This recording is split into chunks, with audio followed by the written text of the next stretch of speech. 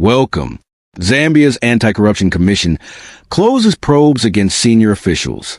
The Anti-Corruption Commission, ACC, of Zambia has officially closed its corruption investigations into 3 senior government officials. Finding no evidence to support the allegations against them, ACC Director General Daphne Thabo announced in Lusaka on February 19, 2026. Solicitor General Marshall Machen cleared. The ACC concluded that evidence did not support claims that Solicitor General Marshall Machen had received a U.S. $500,000 payment from the former provisional liquidator of Konkola Copper Mines, KCM, Malingo Lungu, in connection with bribery allegation. Officials Matambo and Kawana exonerated. In the same press briefing, the ACC also announced it was closing corruption probes involving Copperbelt Minister Elisha Matambo and Ministry of Information and Media Permanent Secretary Thabo Kawana, citing insufficient evidence to continue investigations. Political and civil society reactions. The ACC's decision to close high-profile investigations has generated mixed responses across Zambia's political and civic landscape. Political parties and opposition voices. Opposition figures and political commentators have expressed concerns that closing investigations involving senior officials may undermine public confidence in anti-corruption efforts and raise questions about institutional independence. Some voices argue that without transparent processes and stronger accountability measures, Zambia's political class could be perceived as escaping scrutiny in broader political discourse.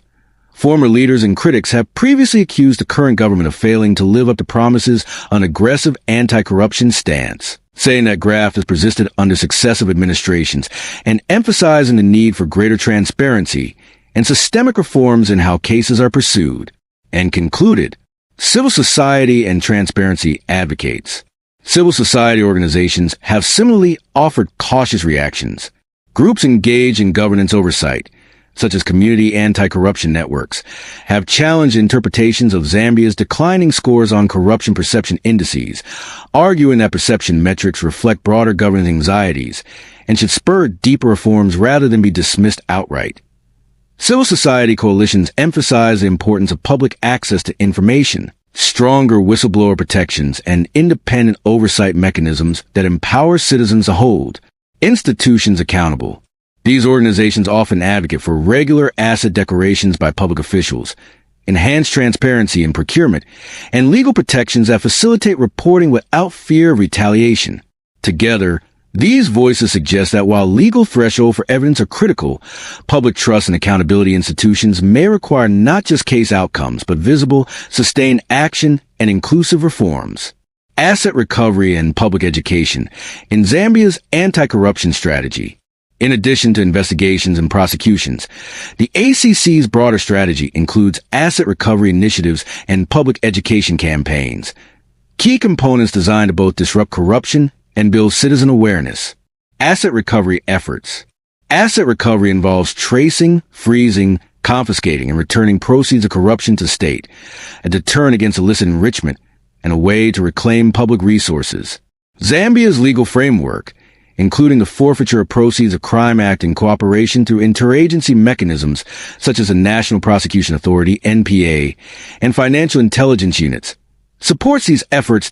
In recent years, capacity-building programs have trained prosecutors, investigators, and law enforcement officers on financial investigations and asset recovery techniques, improving the country's ability to track illicit assets and build cases for confiscation. Civil society reports on UNCAC implementation highlight the importance of international cooperation and strengthen legal frameworks to enhance asset recovery outcomes and ensure confiscated assets are properly managed and returned for public benefit. Effective asset recovery not only penalizes corrupt actors, but can also replenish state coffers, fund public services, and build public confidence that corruption has tangible consequences. Public education and prevention. The ACC's Public Education Department plays a vital role in prevention by raising awareness about the harms of corruption and promoting ethical conduct. The department conducts campaigns, workshops, and whistleblower awareness drives to educate citizens, especially youth and professionals across sectors, on identifying and reporting corruption. The ACC also works with civil society and community organizations to shift mindsets, positioning corruption not as an abstract problem, but shared societal concern that affects everyday life and economic opportunities. By combining enforcement, education, and asset recovery, Zambia's anti-corruption strategy aims to strengthen legal mechanisms while also cultivating a culture of integrity and accountability. Conclusion. The ACC's decision to close investigations against senior officials has sparked debate about both procedural fairness and the broader fight against corruption.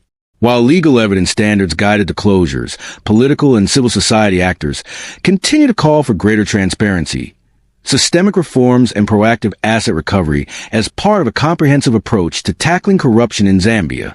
Thanks for watching. For more content like this, please comment, like, and subscribe to the channel. One Zambia, one nation, one people.